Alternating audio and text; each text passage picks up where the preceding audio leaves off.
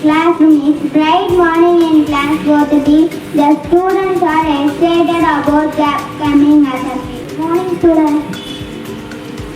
Today we'll talk about something very special, World Blood Donor Day. What is that, ma'am?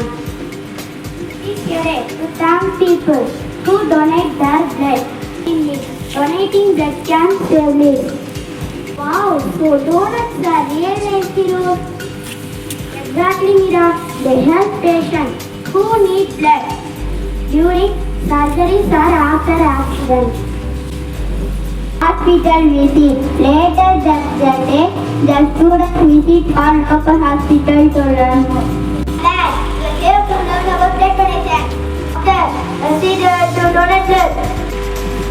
Not at all, Rohan. It's a simple and safe process donate. Just after war and abdomen snacks. That's good to know, Howard. Do you have to be to donate? In most places, donate needs to be at least 18 years old, but you can encourage adults to donate the spread awareness. Okay, assembly presentation. Back at the school, the students prepare for their assembly presentation. The heart, preparation, love and kindness. Donor blood is a way to show love to teenagers.